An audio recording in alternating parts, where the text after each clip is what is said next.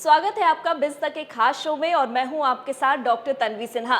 कहते हैं बड़ा सोचोगे तभी तो रेवोल्यूशनरी कर पाओगे और इसके लिए कोई उम्र सीमा नहीं होती है। आज हम अपने इस एपिसोड में आपकी जिनसे मुलाकात कराने वाले हैं उनकी स्टोरी जानकर आप ये समझ जाएंगे वो दुनिया के यंगेस्ट बिलियनियर्स में से एक है। साथ ही उन्होंने होटल इंडस्ट्री के पूरे टर्म्स को ही बदल डाला है। जी हाँ, आप सही सोच रहे हैं, हम बात कर रहे हैं ओयो रूम्स के फाउंडर और सीईओ रितेश अग्रवाल जी की। बहुत बहुत स्वागत है रितेश जी हमारे प्लेटफॉर्म बिज तक पर आपका। Thank you so much. आप आए हमारे साथ में मिलने के लिए और I am really looking forward कि आज हम आपसे और आपके व्यूअर्स से बात करें। जी रितेश जी, सबसे पहले तो मैं आपसे ये जानना चाहूँगी कि ओयो ने जो हॉस्पिटैलिटी इंडस्ट्री में जो इतना बड़ा बदलाव लाया है, क्या आपको पहले भी लगता था कि आप इस सक्सेस तक पहुँच पाएंगे? आपको पहले से ही अंदेशा हो गया था कि आप जिस डायरेक्शन में जा रहे हैं वो आपको एक नई ऊंचाइयों तक लेकर जाएगा? देखिए, मेरे लिए तो ये एकदम एक सरप्राइज की तरह है, क्योंकि आज से अगर आप सोचें तो ओयो को आज करते हुए मुझे 9 साल से थोड़ा ज़्यादा हो गया, तो लगभग 10 साल के आसपास हैं। तो आज से 10 साल पहले जब हमने अपना पहला गेस्ट हाउस शुरू किया, या कहें उससे कुछ साल पहले जब मैं रायगढ़ उड़ीसा से मैं अपना स्कूल की पढ़ाई कर रहा था जी। तब मेरी एम्बिशन ये थी कि मेरी 10वीं कक्षा ठीक हो, फिर 12वीं कक्षा हो, फिर मुझे एक अच्छी जॉब मिले अपने कॉलेज के बाद में। पर 12वीं कक्षा के बाद मेरे अंदर एक वो सेंस ऑफ हंगर था कि ये जो टूरिज्म का सेगमेंट है जहाँ पे साफ सुथरा कमरा मिलना, आज के दिन में हमें ऐसा लगता है कि रेलवे स्टेशन से बाहर निकले, बस स्टेशन से बाहर निकले, शहर में कहीं अपने रिश्तेदारों से मिलने जा रहे हैं तो एक साफ सुथरा कमरा सही प्राइस में मिलना एक आसान सी नॉर्मल सी बात हो गई है, क्योंकि हमें पता है कि हम ओयो खोलेंगे और हमें होटल मिल जाएगा या फिर शायद कोई और भी ब्रांड्स यूज़ कर सकते हैं। पर यही चीज़ 10 साल पहले नॉर्मल नहीं थी। तो उस कॉन्टेक्स्ट से मुझे लगता था कि अगर मैंने 2-3 गेस्ट हाउस बना लिए तो शायद वही मेरा एम्बिशन होगा। पर बहुत लोगों से प्यार मिला, हमारे कस्टमर से बहुत प्यार मिला, हमारे होटल ओनर से बहुत प्यार मिला, बड़े निवेशकों ने साथ दिया। तो उससे आज हम लोगों ने आज दुनिया भर में 1 लाख से ज़्यादा होटल और हॉलिडे होम्स हमारे साथ काम करते हैं। तो उसके लिए मैं बहुत शुक्रगुजार हूँ। पर बिल्कुल मेरे लिए सपना सा है, मुझे नहीं लगता था कि मैं ऐसा सोच भी नहीं सकता था जब मैंने काम शुरू किया था अपना। जी, लेकिन ये आइडिया आपको आया कैसे और इसको आपने कैसे डेवलप किया? बिकॉज आप जैसे बता रहे हैं कि आपने इसे इतना बड़ा होने का आपने इमेजिन भी नहीं किया था, तो ये शुरुआत कहाँ से हुई वो हम जानना चाहेंगे। देखिए मैम, जब भी कोई एक एंटरप्रेन्योर या स्टार्टअप आप देखते हैं जो शुरुआत होती है, टिपिकली 2 ही तरीकों से होती है। या तो कुछ लोग जो बिजनेस की दुनिया से आते हैं उन्हें पता होता है कि कौन सी सेगमेंट्स में बड़ी अपॉर्चुनिटी है, कहाँ बड़ा मार्केट है। जी।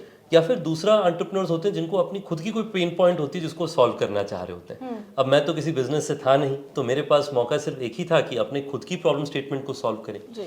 तो जब मैं 11वीं और 12वीं कक्षा में पढ़ रहा था तो उस समय मैं छोटी छोटी इंटर्नशिप्स, कुछ स्टाइपेंड सीखी, उस तरह की चीज़ों में कोशिश करता था कि थोड़ी कमाई हो जाए। और मुझे घूमना बड़ा पसंद था। जी। तो जो थोड़े भी पैसे मिलते थे, दिल्ली में आनंद विहार ISBT है, वहाँ से बस लेकर के जहाँ पे भी मौका मिल जाए, उत्तराखंड हो कहीं पे, वहाँ जाने की कोशिश करते थे। वहाँ पे अच्छी साफ़ सुथरी जगह सही प्राइस में मिलना मुश्किल होता था। तो मैंने शुरू में कोशिश किया कि मैं अच्छी जगह खोजूंगा और उनकी एक ऑनलाइन वेबसाइट बना दूं जहाँ पे लोग आकर के उनकी बुकिंग कर सकें। जी।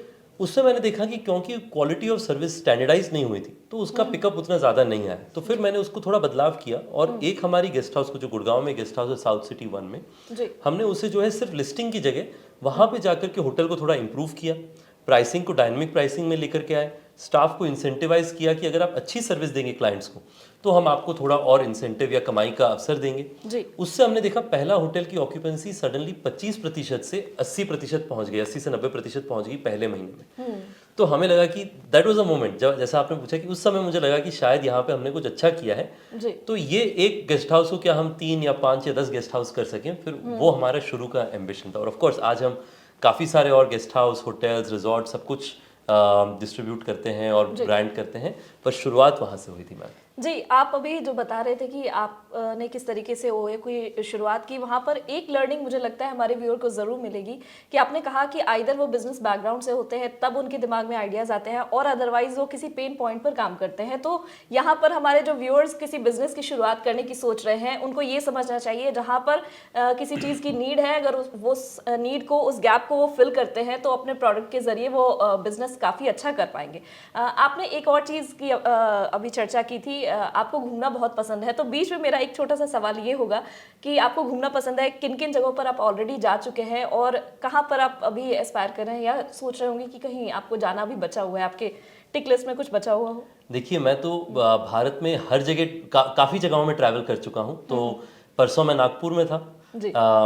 उससे शायद 1-2 हफ्ते पहले मैं चेन्नई गया था। जी। उससे थोड़े समय पहले मैं तिरुपति गया था।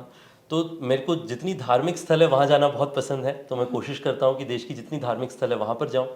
दूसरा मैं कोशिश करता हूँ कि जितने अच्छे नई जगह हैं जो अप एंड कमिंग है वहाँ जाने की कोशिश करता हूँ। मेरा one of the favourite places Bharat के बाहर जहाँ मैं जाना पसंद करता हूँ वो है पोखरा, नेपाल में। आपके कई व्यूअर्स जी ने जी अगर सुना नहीं बिल्कुल। होगा, पर पोखरा एक बहुत सुंदर जगह है। और मुझे ऐसी जगह बड़ी पसंद है जहाँ पे ज़्यादा टेक्नोलॉजी, बहुत गाड़ी और ये सब नहीं होती। मेरा एक टू डू लिस्ट में है नॉर्थ ईस्ट। मैं अरुणाचल में, मणिपुर में, इस तरह की जो हमारी जो नॉर्थ ईस्ट के राज्य हैं वहाँ पे जी। ट्रैवल करना मेरा बड़ा दिल है। जब भी समय मिलेगा या मौका मिलेगा मैं जाना चाहूँगा वहाँ पर। जी। उम्मीद करते हैं कि आपको जल्द ये मौका मिले, क्योंकि आपका शेड्यूल इतना ज़्यादा बिजी रहता है, वो समय निकालना भी उतना ही डिफिकल्ट होगा। मेरा ये सवाल होगा कि अगर मैं बात करूँ रितेश की, तो Ritesh as a kid, as a school child कैसे थे, उनके शुरुआती दिन कैसे थे, वो हम जानना चाहेंगे। देखिए मैं तो कई कई बार अपनी कोशिश करता हूँ कि याद ना करूँ कि मैं कितना थोड़ा नॉटी थे हम बचपन में। पर उसके साथ साथ पढ़ाई लिखाई में भी कोशिश करते थे कि जितना ध्यान दे सकें। तो जी।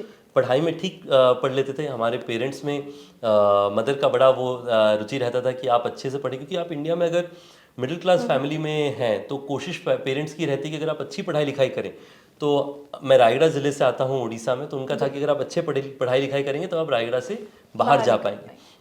तो ये तो जनरली होता ही है भारत में मिडिल क्लास पेरेंट्स का। तो उस तरीके से पढ़ाई की कोशिश रहती थी, पर उसके साथ साथ थोड़ी हमेशा थोड़े नॉटी भी थे। तो शहर में जितने लोग थे वो कोशिश करते थे। छोटी स्मॉल टाउन था, तो वहाँ पे तो सब एक दूसरे को जानते हैं। तो कभी भी कोई अगर बदमाशी करते तो घर में फ़ोन आ जाता था कि रितेश को भी देखा गया है ये बदमाशी करते हुए। और तीसरा चीज़ जो है, नई चीज़ें करने का बड़ा रुचि था मुझे पहले से ही। मैं 6th ग्रेड में था जब मैं सिम कार्ड बेचने का काम शुरू करने की कोशिश किया। और फिर उसके बाद में मैंने ट्रेन टिकट बुकिंग की सर्विस शुरू कर दी, क्योंकि तब ऑनलाइन में ट्रेन टिकट आया ही था, पर सबको आता नहीं था कि ऑनलाइन से कैसे टिकट कराया जाए। तो फिर भी रेलवे स्टेशन जाते थे, तो मैंने एक वो सर्विस शुरू करी। छोटी छोटी चीज़ें हम करते रहते थे पहले से ही। तो कुछ नया करने का जो दिल में चाह है वो पहले से ही था। जी, ये बहुत इंटरेस्टिंग है, सुनने में भी लगता है हमें कि जो छोटे बच्चे होते हैं वो खेल कूद में इतने ज़्यादा बिजी होते हैं, या तो फिर जैसे आप बता रहे हैं कि एक मिडिल क्लास फैमिली में सोच होती है कि पढ़ाई लिखाई पर फोकस करो, बट आपके दिमाग में कहीं ना कहीं था कि कुछ एंटरप्रेन्योरियल जो आपका एटीट्यूड था वो बचपन से ही आपके में आ चुका था। और आपने बताया कि आपने ऑनलाइन टिकट से लेकर SMS सिम कार्ड सेल करने का भी काम किया था। लेकिन क्या उस वक्त घर से आपको कुछ सजेशन मिला, सपोर्ट मिला, या लोग डांटते थे कि पढ़ाई के बजाय ये क्या कर रहे हो? देखिए सबसे पहला तो ये एक आप बड़ा फैसिनेटिंग देखेंगे। आजकल मुझे मौका मिलता है, जब भी मैं कोशिश करता हूँ कि मैं स्टूडेंट से जितना मिल सकूँ, क्योंकि मैं उनसे रिलेट करता हूँ, उनसे सीखने को भी बहुत मिलता है। तो अभी मैं, जैसे आपको मैंने बताया, मैं नागपुर में था, तो मैं IIM नागपुर के कॉन्वोकेशन सेरेमनी में गया था। डिग्रीज और गोल्ड मेडल्स स्टूडेंट्स को देने।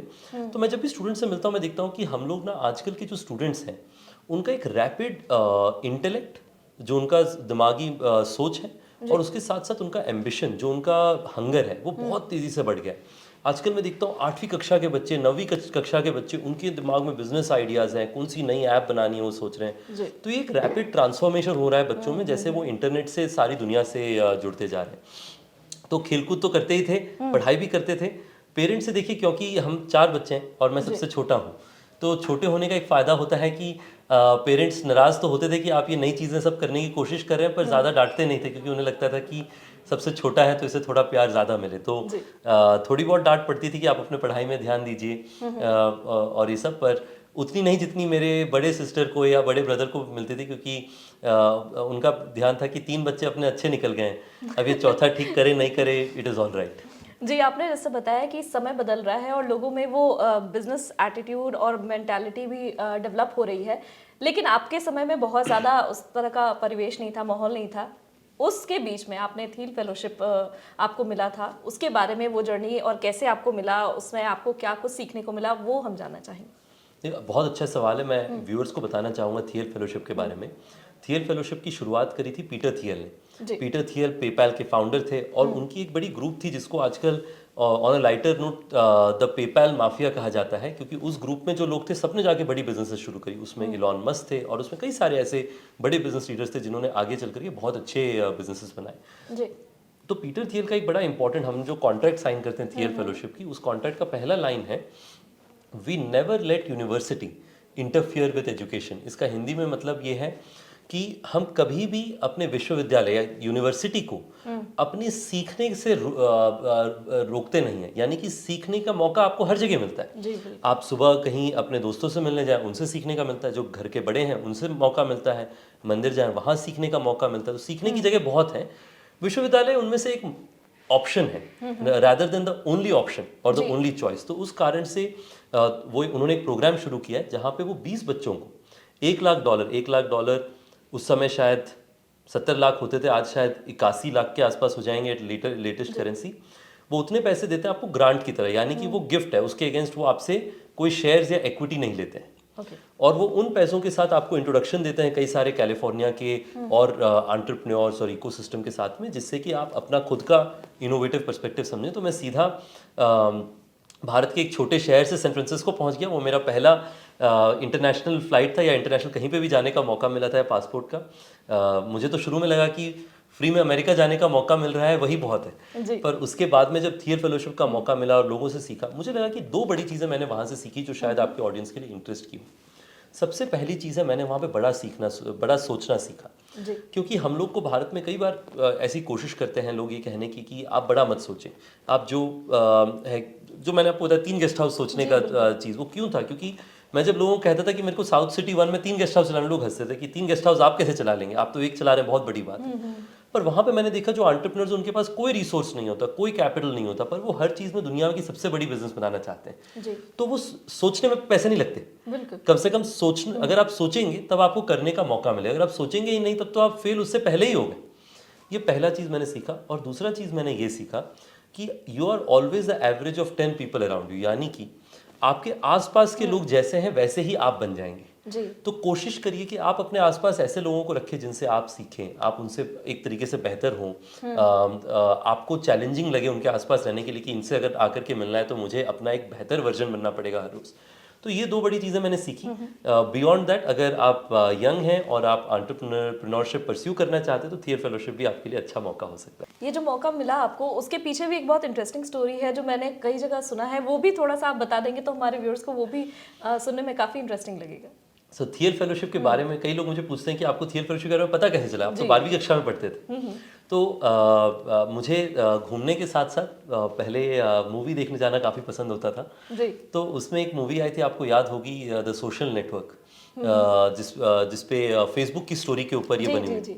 तो उसमें मैंने पहली बार देखा कि पीटर थियल पहला $1 लाख या $1 मिलियन जो भी उन्होंने निवेश किया फेसबुक में, तो उससे it was very fascinating for me. तो मैंने उनके बारे में पढ़ा। मैं अगली बार जाकर के उनके बारे में इंटरनेट में सर्च करा, तब मुझे इस प्रोग्राम के बारे में पता चला और मैंने उसे अप्लाई किया। तो वो एक स्टोरी है। बट उसके अलावा आई थिंक मैं जेन्युइनली समझता हूँ कि देखिए, ज़िंदगी में दो चीज़ें ज़रूरी होती हैं। एक है मेहनत, वो जितना हमसे हो सकता था किया है और आगे भी करते रहेंगे। दूसरा है कि there is also right place at the right time. I think I am lucky कि मुझे थियल फेलोशिप के बारे में पता चला, मैंने वहाँ अप्लाई किया, उनको मुझ में कुछ प्रॉमिस नज़र आया और उन्होंने मुझे मदद करी, और उसके बाद में हम बिजनेस बनाते गए।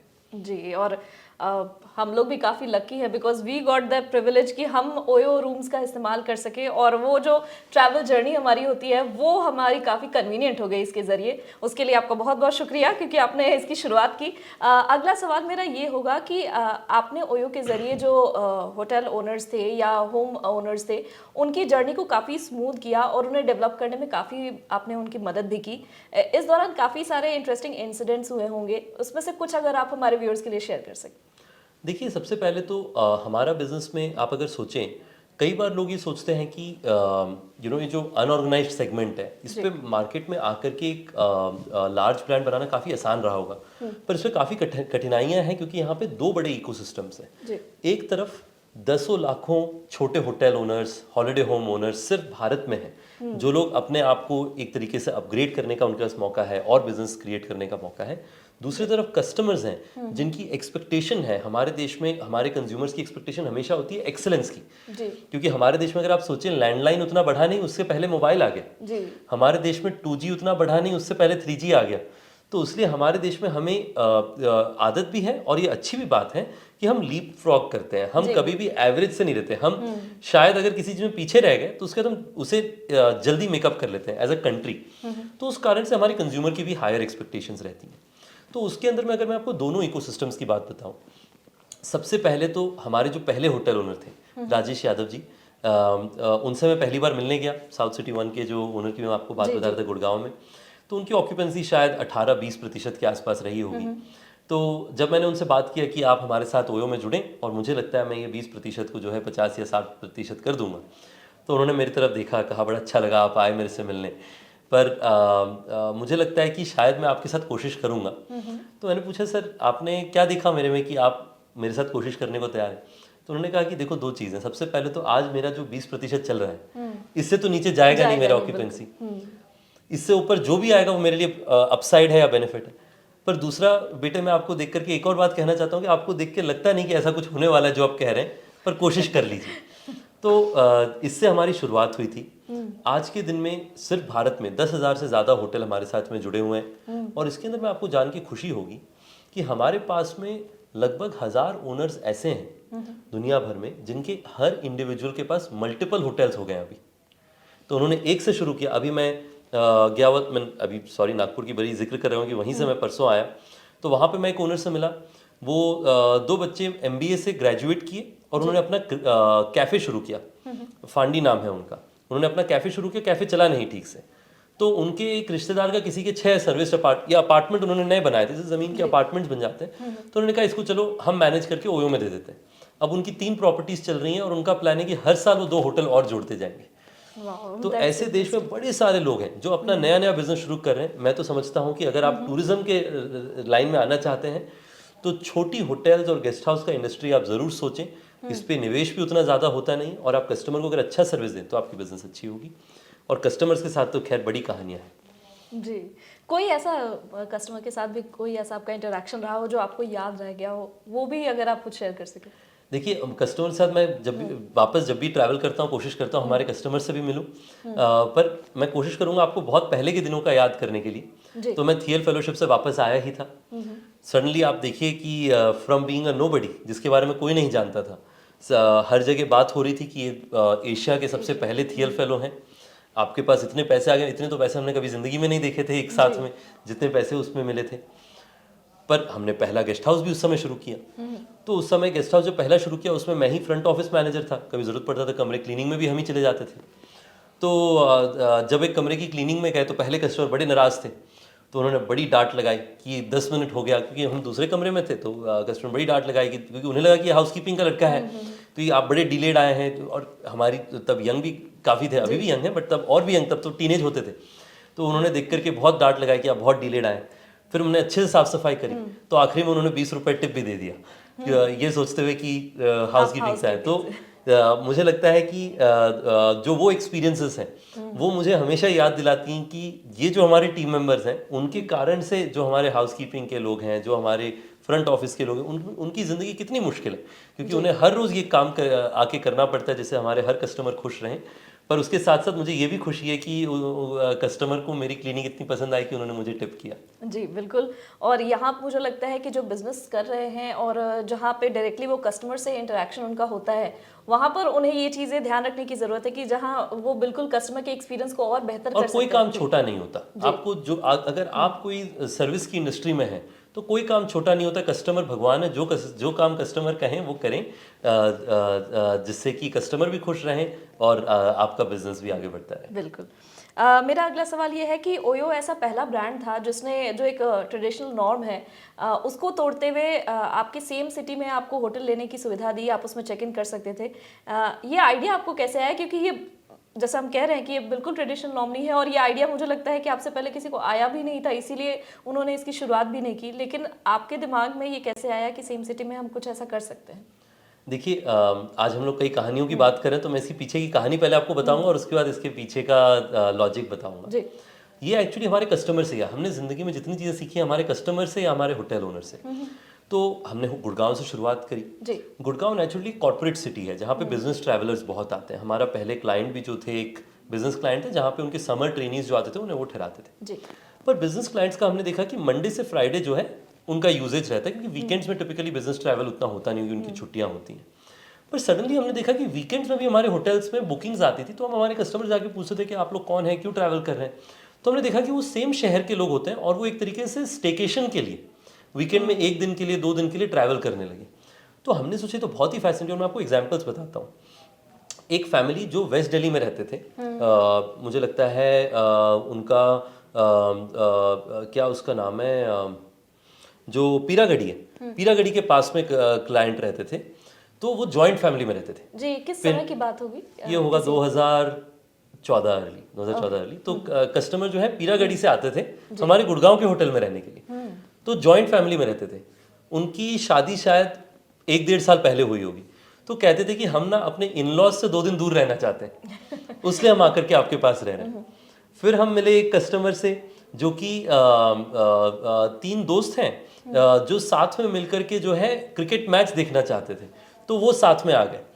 तो उस समय मैंने ना स्टडी करी थी स्टारबक्स के बारे में। स्टारबक्स ने एक मॉडल आर्किटेक्ट किया था जिसको कहते थे थर्ड स्पेस, कि एक आपका स्पेस हो आपका घर, एक स्पेस है आपका ऑफिस, और स्टारबक्स बनेगा आपका थर्ड स्पेस। तो मैंने सोचा क्यों ना हम ओयो को जो है लोगों का थर्ड स्पेस बना सकें, जहां पे कि अगर आपको कोई भी प्राइवेट स्पेस चाहिए जो आपका घर नहीं है और जो आपका ऑफिस नहीं है, तो हम उसकी जगह बनाएंगे। तो आज आपको सुनकर के बड़ा ताज्जुब होगा कि ओयो का कस्टमर बेस बहुत ब्रॉडली डिवाइडेड है। लगभग हमारे 40 to 50% कस्टमर्स कॉर्पोरेट और स्मॉल एंड मीडियम बिजनेसेस हैं जो कि अपने काम के लिए ट्रैवल करते हैं। जी। हमारे कस्टमर बेस लगभग 20 से 25% मिलेनियल्स हैं। हमारे कस्टमर बेस लगभग 15 से 20% जो है हमारे पिलग्रिम्स, यानी कि हरिद्वार, तिरुपति और ये सारे क्या कहते हैं पिलग्रिम टूरिज्म के अंदर आते हैं। और ये सारे इकोसिस्टम्स में एक तो है लोकल ट्रैवल जो कि सेम शहर से लोग ट्रैवल करें। एक और भी बड़ा इंटरेस्टिंग चीज़ है, अभी ओयो आने के बाद में लोगों को पता है कि अगर मैं रात को 11 बजे भी लैंड करूंगा तो मुझे साफ सुथरा कमरा आसानी से मिल जाए। जैसे राइड हेलिंग में होता था पहले आप एक दिन पहले टैक्सी स्टैंड में कॉल करके बुकिंग कराते थे। अभी आप जब भी चाहिए आप अपने फोन में बटन दबाते हैं और गाड़ी आ जाती है। तो उस कारण से हम देखते हैं कई लोग जो airports, railway station, bus station में लैंड करते हैं, लैंड करते ही वो भी ओयो बुक करते हैं। तो मुझे लगता है कि हमें बहुत खुशी है कि इसमें एक हमने रैपिड ट्रांसफॉर्मेशन लेकर के आए हैं और कोई भी यूज केस हो लोग ओयो का इस्तेमाल कर सकते हैं। जी। आपने इससे पहले भी अपने कस्टमर्स और कंज्यूमर्स की चर्चा की थी। हम जानना चाहेंगे उनके एक्सपीरियंस को बेहतर करने के लिए क्या कुछ आप आगे प्लान कर रहे हैं या कोई और नए एवेन्यूज़ को आप तलाश रहे हैं ओयो के अंडर? देखिए 3 चीज़ें इसमें बहुत क्रूशियल हैं। सबसे पहले मुझे बहुत आई एम वेरी थैंकफुल हमारे कस्टमर्स के लिए कि आपको ये सुन के बड़ा इंटरेस्टिंग लगेगा कि आज भी हमारा 70% से ज़्यादा रेवेन्यू हमारे रिपीट कस्टमर से हमें मिलता है। तो ये जो कस्टमर्स हैं इनका एक ओयो के साथ एक जुड़ाव है, एक रिलेशनशिप है जिसपे वो एक्टिवली हमें यूज़ करते रहते हैं, चाहे कोई भी सेगमेंट हो, चाहे स्मॉल एंड मीडियम बिजनेस हो, यंग मिलेनियल्स हो, पिलग्रिम ट्रैवलर्स हो, टूरिस्ट ट्रैवलर्स हो एंड सो ऑन। अब इसके अंदर में सबसे पहला हमारा जिम्मेवारी था कि हम कस्टमर्स को जो है अच्छे चॉइस दे सकें कि वो जहाँ पे भी ट्रैवल करें उन्हें ओयो मिले, अच्छी क्वालिटी का होटल मिले यानी कि रेटिंग उसकी अच्छी हो, और उसके साथ साथ उसकी प्राइस में वैल्यू हो। ये 3 प्रोपोजिशन पे हमने अच्छा काम किया है और हम कोशिश करते रहते हैं कि उसे और बेहतर करें। दूसरा, हमारे कस्टमर्स का एक बड़ा गोल रहता है कि चेक इन एक्सपीरियंस उनका कैसे और बेहतर हो। इसमें देखिए क्योंकि हम लोग एक इंडस्ट्री में हैं जहाँ पर कभी कभी पीक्स आ जाते हैं, जहाँ पे होटल ओनर्स कोशिश करें कि उसके अंदर में सुपरफिशियल अपसाइड मिले, तो उस कारण से कई बार हमारे कुछ समय में हम लोग चेक इन का एक्सपीरियंस अगर बहुत अच्छा ना हो तो कस्टमर की एक्सपीरियंस अच्छी नहीं होती। तो इसलिए अभी हमने एक ऐप में जो है चेक इन रेटिंग लेकर के आए, जहाँ पे हम कहते हैं कि अगर उस होटल का चेक इन एक्सपीरियंस सबसे अच्छा होता है तो आपको वो ट्रांसपेरेंटली दिख जाएगा। फिर है लॉयल्टी प्रोग्राम। हमारे कस्टमर्स बहुत रेगुलर रिपीट करते हैं तो उनको हम चाहते हैं कि वो बहुत खुश रहें अगर कस्टमर बार बार यूज़ करते हैं हमें। तो हमने एक विजिट प्रोग्राम शुरू किया हुआ है जहाँ पे अगर आप हमारे साथ 5 या 6 बार ठहरें तो आपको एक बार का स्टे हमारी कंपनी अपने तरफ से देती है। इससे कई बार हमने देखा है कस्टमर्स अगर 4 बार ठहरते हैं वो 5वां बार जल्दी खत्म कर लेते हैं ताकि उनका 6 टाइम का फ्री नाइट अवेलेबल रहता है। फिर हमने अभी जो है हमारी प्रीमियमाइजेशन की तरफ अभी हम काम कर रहे हैं। तो ओयो रूम्स तो हमारा फ्लैगशिप ब्रांड था, बट अभी हम हमारा ओयो टाउन हाउस सेगमेंट को रैपिडली ग्रो कर रहे हैं, कलेक्शन ओ को ग्रो, क्योंकि देखिए इंडिया जो है एक एस्पिरेशनल इकोनॉमी है। तो हमने फंक्शनल साइड में काम किया है कई सालों से, बट एक्टिवली हमारे कस्टमर्स जो एस्पायर करें कि वो और आगे बढ़े, तो हमने उसमें टाउन हाउस लेकर के आए हैं, टाउन हाउस ओक लेकर के आए हैं। और बहुत जल्दी, ये मैं अभी एग्जैक्ट डिटेल्स नहीं बता सकता, बट बहुत जल्दी हम एक नया ब्रांड की लॉन्च करें जो कि मेरे हिसाब से एक सुपर प्रीमियम सेगमेंट में एक रैपिड ट्रांसफॉर्मेशन होगा, बट वो अभी सही समय नहीं है उसके बारे में बात करने के लिए। लेकिन हमारे व्यूअर्स को इतना तो पता चल गया कि कुछ नया जरूर आने नया वाला है। जल्दी आने वाला है, बिल्कुल जी। और भी चर्चा करेंगे बिजनेस से रिलेटेड, आपके काम से रिलेटेड, लेकिन उससे पहले थोड़ा सा इससे हटकर आपसे सवाल मैं करना चाहूँगी। आपके ये जो जर्नी रही, आपकी जो जर्नी रही, उसमें आपके फैमिली का कितना बड़ा रोल रहा? आपको क्या लगता है कि उन्हें किस तरीके से आपके सक्सेस में कंट्रीब्यूट किया है? देखिए, मुझे लगता है कि परिवार का जनरली ही एक बहुत बड़ा कंट्रीब्यूशन होता है आपके काम करने में और आपके रिजल्ट्स में। दो तीन तरीकों से मुझे लगता है कि बहुत बेनिफिट आया। सबसे पहला कि मुझे लगता है कि हमारे पेरेंट्स ने उन्हें ज़्यादा पता नहीं था कि ये स्टार्टअप एंटरप्रेन्योरशिप क्या होता है, बट दोनों हमारे फादर और मदर ने हमें हमेशा कोशिश करी कि जितना उनको ये लगता है कि अगर इनकी वैल्यू सिस्टम जो हमने सिखाई है वो ठीक है, तो जो भी करेंगे अच्छा कर जाएंगे। तो उस तरीके से उन्होंने हमें बहुत सपोर्ट किया। ऑफ कोर्स हमारे मदर को शुरू में बहुत डर लगता था। वो कहती थी कि आप जो है डिग्री या ग्रेजुएशन कुछ कर लीजिए, नहीं तो ज़िंदगी में शायद अगर आपका कोई तकलीफ होए, आपका कभी बायोडेटा बनाना पड़े, तो उसमें तो कुछ भी नहीं दिखाई देगा। उसके साथ साथ हमारे जितने सिबलिंग्स हैं, ब्रदर हैं, सिस्टर हैं, सब ने हमें जो है जब भी मुझे सपोर्ट चाहिए वो मैं उनसे बात करता हूँ और हम एंगेज करते हैं। और हमारा रिश्ता कभी हमारे काम से बदला नहीं है। हमारा रिश्ता वैसे ही है। हम लोग साथ में जब रहते हैं, हम कोई बदलाव नहीं आया हमारे काम से। जी। अभी फैमिली की बात हो रही है, तो आपकी हाल ही में शादी हुई है, उसके लिए तो सबसे पहले बहुत बहुत कॉन्ग्रेचुलेशंस आपको। और मैं यहाँ पर आपसे जानना चाहूँगी, गीतांशा जी से आपकी मुलाकात कैसे हुई और कब हुई और कितने समय से आप लोग साथ में हैं? क्योंकि हमारे व्यूअर्स काफ़ी ज़्यादा इंटरेस्टेड रहते हैं आप लोगों की स्टोरी को जानने के लिए भी। करेक्ट। देखिए, मैं और गीत, मैं उन्हें गीत बुलाता हूँ, बट मैं और गीतांशा एक दूसरे को शायद अभी 11 या 12 सालों से साथ जानते हैं। तो ओयो शुरू करने से शायद 1-1.5 साल पहले, जब मैं तब स्कूल में था, 12वीं कक्षा में था, तो 12वीं कक्षा में मैंने एक किताब लिखा था। बहुत आपके शायद व्यूअर्स जानते नहीं होंगे, जिसका नाम था the encyclopedia of top Indian colleges. और उसमें मैंने अपना ईमेल आईडी दिया हुआ था। तो उसके थ्रू से हमें एक दूसरे को जानने का मौका मिला, और उसके साथ ऑफ कोर्स हम मिले उस समय, और उसके बाद से भी स्टेड इन टच, हम लोग साथ बात करते रहे। और क्योंकि हम दोनों एक दूसरे को तब से जानते हैं जब से वो शायद स्कूल से बस बाहर निकली थी, मैं भी तब स्कूल में तब ग्रेजुएट ही करा था, 12वीं कक्षा से हम दोनों तब बाहर निकल रहे थे। तो उसलिए हमारे अंदर कभी वो बदलाव नहीं आया वापस। जब ओयो की बड़ी ग्रोथ हुई, या फिर जब वेल्थ क्रिएशन हुआ, इन सब चीज़ों से कोई बदलाव नहीं आया, और वो भी हमेशा सपोर्ट की तरह हमारे साथ रहीं, और ऑफ कोर्स हमारे परिवार वालों के साथ भी एंगेज रहीं इस प्रोसेस में। तो ऑफ कोर्स मुझे खुशी है कि इतने साल बाद हमारी शादी हुई, पर उसके साथ साथ बहुत प्यार मिला है मुझे उनसे, हमारे परिवार वालों से, और उस कारण से मुझे लगता है कि हम काम कर पाते हैं। और मुझे लगता है कि एक long term strength of relationship बहुत वैल्यूएबल है, कि उससे जो है स्टेबिलिटी अगर आपके पर्सनल लाइफ में होती है, तो आपकी स्टेबिलिटी वर्क लाइफ में बहुत आसानी से आ जाती है, ऐसा मुझे लगता है। तो मैं इनकरेज करूंगा हमारे व्यूअर्स को कि आप लंबे लॉन्ग टर्म रिलेशनशिप्स करिए, जिससे आपकी ज़िंदगी में भी सक्सेस आएगा और आपकी फैमिलीज़ भी काफ़ी खुश रहेंगी।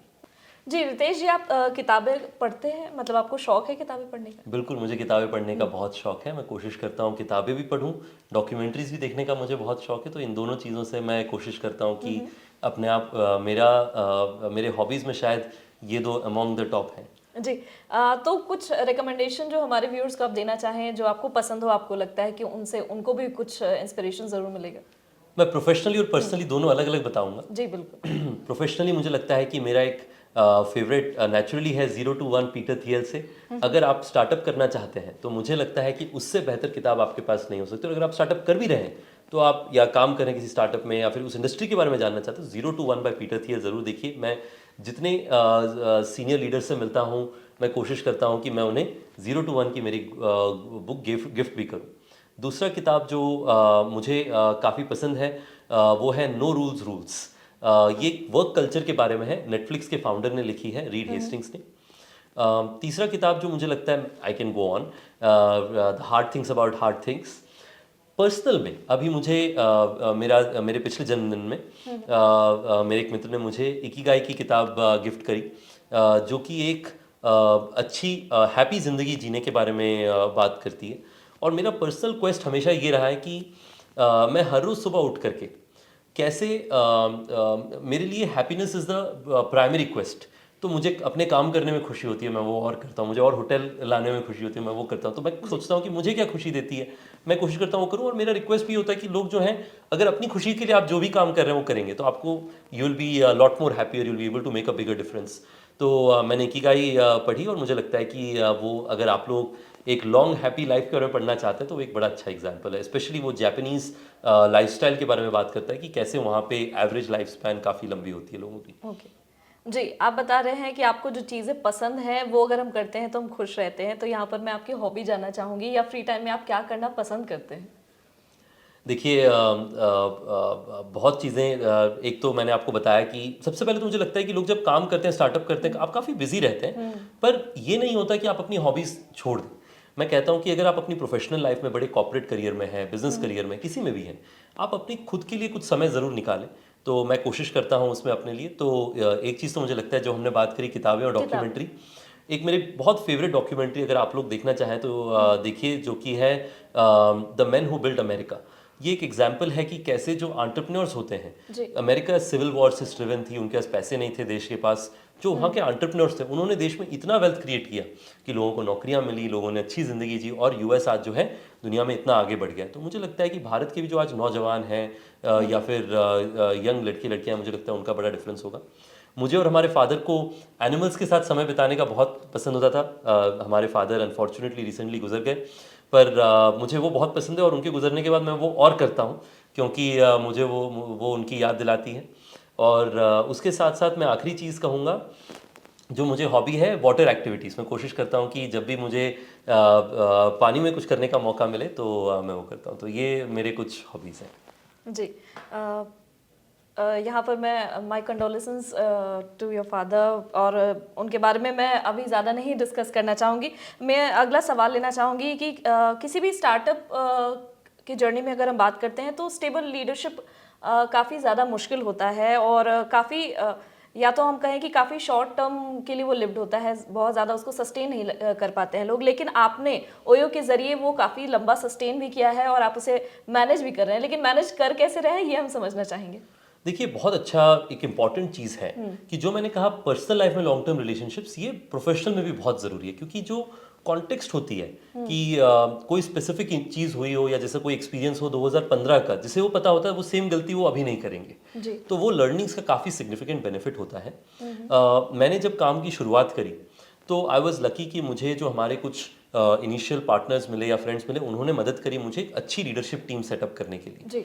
और आज मुझे खुशी है कि उस लीडरशिप टीम ऑलमोस्ट सेम लोग, अभी लगभग 8 साल से 9 साल से सेम लीडरशिप के साथ मैं काम कर रहा हूँ, और ये सारे बहुत कॉम्पिटेंट लोग हैं। तो इनमें से 2 लोग हार्वर्ड बिजनेस स्कूल से हैं, कई सारे लोग मैकिंजी से हैं, कई सारे लोग अच्छे कंज्यूमर और हॉस्पिटैलिटी ब्रांड से हैं, कई सारी एक्सपीरियंसेस से लोग आते हैं, बट उन्होंने साथ में जुड़े। तो इसमें मेरे हिसाब से 3-4 इंपॉर्टेंट लर्निंग्स हैं। सबसे पहले जो इंस्टेबिलिटी होती है, जो लोग जो आना जाने का वो सिस्टम होता है, उसका एक लॉजिकल कारण ये है कि स्टार्टअप्स में इतना वॉलेटिलिटी होता है, इतना उतार चढ़ाव होता है कि कई बार लोग कहते हैं कि ये मेरे बहुत हो गया ये वाला।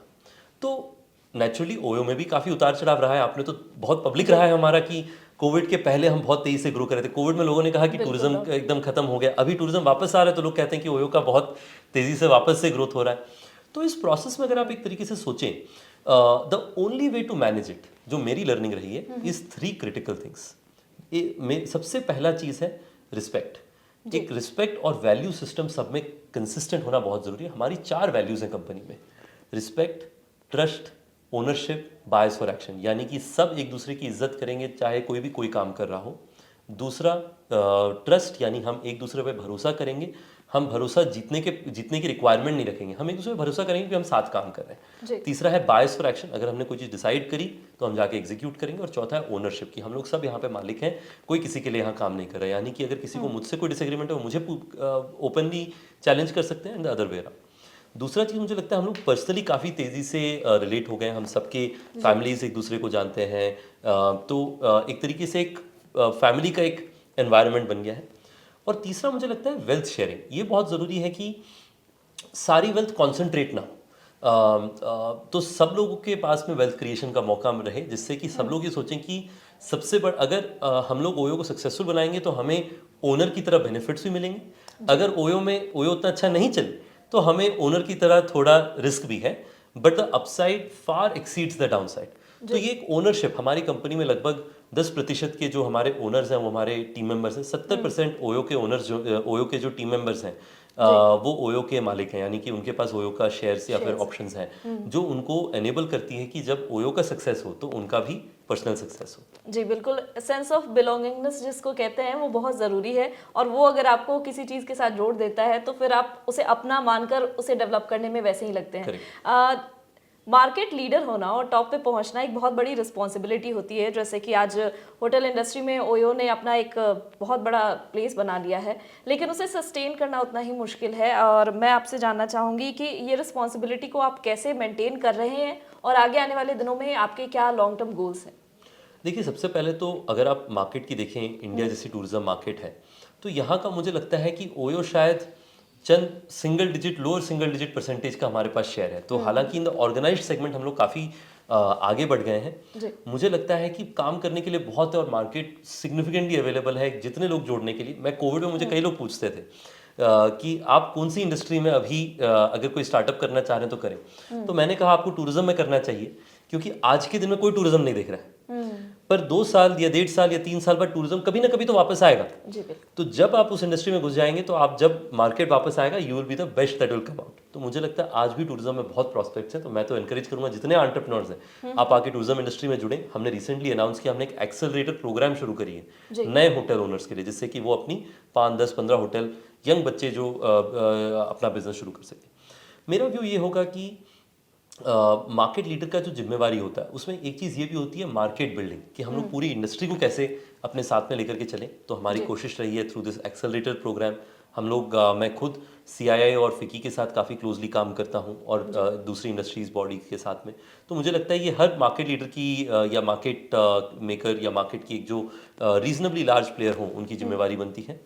और मुझे ये भी लगता है कि जो आखिरी चीज़ इंपॉर्टेंट ये है कि हमारी जो फ्यूचर एस्पिरेशंस है उसमें यह है कि हम सबसे पहले भारत में एक ऐसा हमने सॉफ्टवेयर या बिजनेस बनाया है जो कि आज हम दुनिया भर में सर्व करते हैं। आज दुनिया में चाहे आप साउथ ईस्ट एशिया चले जाएं, चाहे यूरोप चले जाएं, चाहे US चले जाएं, चाहे लैटिन अमेरिका चले जाएं, आपको हर जगह ओयो दिखाई देगा। It is impossible to miss Oyo. तो हम चाहते हैं कि भारत का नाम हम दुनिया भर में रोशन करें, जिससे कि एक भारत से एक ब्रांड जो दुनिया भर में मार्केट लीड कर रही है।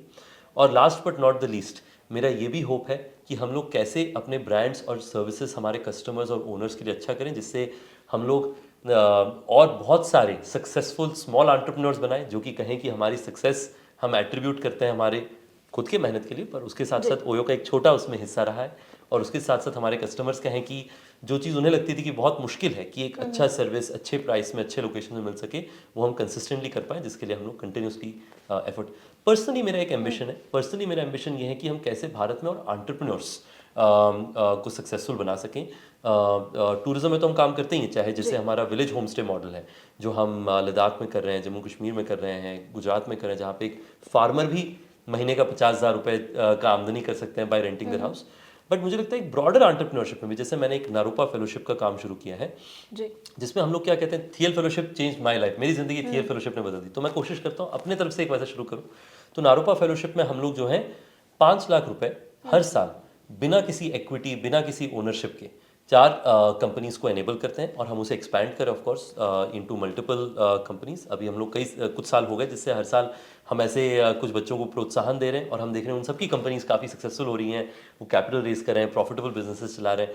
तो जो भी मेरे से बन पड़ेगा जिससे मैं और एंटरप्रेन्योर्स को, सिर्फ कैपिटल तो देखिए आज मार्केट में बड़े VCs हैं, पर अपना समय, अपना एक्सपीरियंस, अपने नेटवर्क, उन सब का इस्तेमाल करके कैसे और एंटरप्रेन्योर्स को सक्सेसफुल बना सकूं, स्पेशली ग्रास रूट लेवल से, जो ज़मीन से जुड़े हुए हैं, जो रायगढ़ जैसी छोटे छोटे जिलों से आते हैं। मुझे लगता है कि उसका मेरे अंदर बड़ा इंटरेस्ट है, और वो मेरा एक पर्सनल एस्पिरेशन रहेगा। जी, इंडिया में हम जैसे देख रहे हैं कि धीरे धीरे जो माइंडसेट है वो बदल रहा है, लोग बिजनेस की ओर आगे बढ़ रहे हैं, लेकिन आपने बिल्कुल सही कहा कि अभी मुझे लगता है कि डायरेक्शन की कमी है और स्पेशली जो यंगस्टर्स हैं उन्हें पता नहीं है कि वो किन से मदद ले सकते हैं, किन को अप्रोच कर सकते हैं, कौन उन्हें गाइड कर सकता है। ऐसे में अगर आप जिस तरीके से अपने फेलोशिप के बारे में बता रहे हैं, आपसे कैसे वो कनेक्ट हो सकते हैं, आपको कैसे अप्रोच कर सकते हैं, या कहाँ से आप ओयो की तरफ से क्या क्या फैसिलिटीज़ मिल सकती हैं उनको आगे बढ़ने के लिए, बेटर एंटरप्रेन्योर बनने के लिए, वो रास्ता एक बार हमारे व्यूअर को आप ज़रूर बता दें।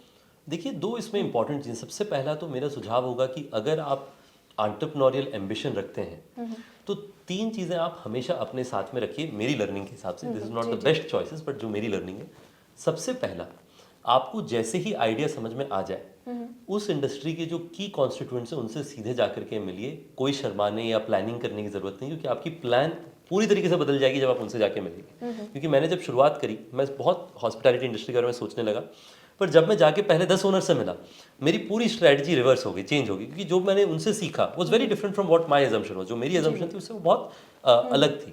तो पहला, अगर आप फार्मिंग के बारे में सोचें तो आप फार्मर से जाकर के मिलिए। अगर आप रेस्टोरेंट इंडस्ट्री में सोच रहे हो तो आप रेस्टोरेंट से जाकर के मिलिए। तो ये मेरा पहला सुझाव है। दूसरा मेरा सुझाव है कि आप कोशिश करें कि आप हमेशा नए नॉलेज के लिए दूसरे एंटरप्रेन्योर्स, एंजल इन्वेस्टर्स, वीसीज, उनको कोल्ड ईमेल लिखने से मत डरिए। मैं बड़े लोगों को ईमेल या मैसेज लिखता था उनसे मुलाकात करने के लिए या रीच आउट करने के लिए। और तीसरी चीज़ है, आप ये याद रखिए कि मैं तो of course through Naropa fellowship, OYO के एक्सेलरेटर प्रोग्राम, हॉस्पिटैलिटी इंडस्ट्री के लिए जो हम काम कर रहे हैं, और कुछ और भी चीज़ें हम लोग कोशिश करें जिससे हम एक वाइडर नेटवर्क तक हम अपने आप से मदद कर सकें।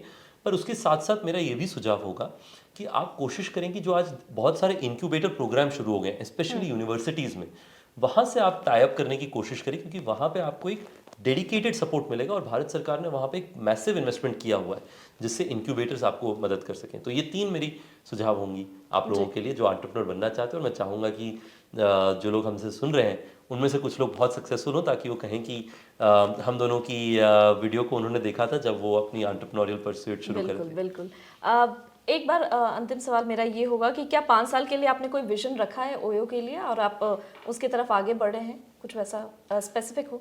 देखिए, हमारा व्यू ये है कि the best way to improve is get better every day, यानी कि हर रोज आकर के आप पिछले दिन से थोड़ा सा बेहतर करें, उससे आप 5 साल में बहुत बेहतर हो जाएंगे। तो हम 5 साल में चाहेंगे कि आज भी हम लोगों को हमारे सर्विसेज में, कस्टमर के लिए और ओनर्स में और इम्प्रूवमेंट लेके आनी है। मैं चाहूँगा कि 5 साल में हम लोग जो है आज से सिग्निफिकेंटली बेहतर हो, जहाँ पे हमारे कस्टमर्स और बहुत खुश रहें, उन्हें लगे कि ओयो की कितनी चॉइसेस, कितनी अच्छी quality of services hospitality industry में आ गई है। हमारे कस्टमर्स विदेश ट्रैवल बहुत करेंगे उस समय, मुझे लगता है, तो जहाँ पे भी विदेश में जाएं वो जाकर के ओयोज में ठहरें, और हमारी जो टेक्नोलॉजी सिस्टम हो उससे हम लोग जो है एक अच्छा सर्विस ही नहीं, बिजनेस ही नहीं, एक अच्छा सक्सेसफुल बिजनेस तैयार करें जिससे कि हमारे सारे कंस्टिट्यूएंट्स हमारे आसपास खुश रहें। और लास्ट है, ओयो कैसे अपने साथ में अगले 5 साल में सिग्निफिकेंटली लार्जर, यानी दसों हजारों और एंटरप्रेन्योर्स को क्या अपने साथ बढ़ा सकता है। जी, अंत में एक छोटा सा मैसेज हमारे व्यूअर के लिए जो छोटे शहरों से आते हैं और अपने बिजनेस की शुरुआत करना चाहते हैं, उनको आप देना चाहेंगे? मेरे 2 ही सुझाव होंगे। सबसे पहला ये है कि आप कहाँ से आते हैं वो कभी डिसाइड नहीं करता कि आप कहाँ तक पहुँचेंगे। तो आप अपने मंजिल या अपने गोल की तरफ ध्यान रखें और मेहनत करें तो आप ज़रूर सक्सेसफुल होंगे। और कभी भी इस चीज़ को अपने माइंड में एक ब्लॉकर बनाने मत दें कि मैं इस छोटे शहर या किसी छोटे गांव से आता हूँ या आती हूँ। और दूसरा मेरा सुझाव होगा कि समय, परसेवरेंस बहुत बलवान है। अगर आप मेहनत करते रहें, मैं हमेशा कहता हूँ every overnight success is at least a 10-year-old story, यानी कि हर जिसको आप देख कर कहें तो कल रात से ही, आज सुबह से ही सक्सेसफुल हो गया तो लकी हो गया। आप ध्यान रखें कि वो इंसान पिछले 10 साल से मेहनत कर रहे थे और उसका बस विजिबिलिटी आ जाया है। तो आप वो 10 साल की मेहनत से चूके ना, अगर आप मेहनत करते रहेंगे तो कभी ना कभी सक्सेस आपके पास आएगी। बहुत बहुत धन्यवाद आपका। Thank you so much Ritesh ji, आप हमारे शो में आए और हमारे व्यूअर्स को इतनी अहम जानकारियाँ दी, अपने जर्नी के बारे में बताया, साथ ही किस तरीके से वो अपने बिजनेस की शुरुआत कर सकते हैं उसके बारे में बताया। इतना वक्त दिया उसके लिए बहुत बहुत धन्यवाद। बहुत बहुत धन्यवाद मैम, थैंक यू। तो आज हमने बात की ओयो रूम्स के फाउंडर और सीईओ रितेश अग्रवाल जी से। अगर आपको हमारा आज का ये एपिसोड पसंद आया हो तो इसे लाइक और शेयर जरूर करें। साथ ही बिजनेस जगत की खबरों से अपडेटेड रहने के लिए बने रहे हमारे साथ और देखते रहे बिज़ तक।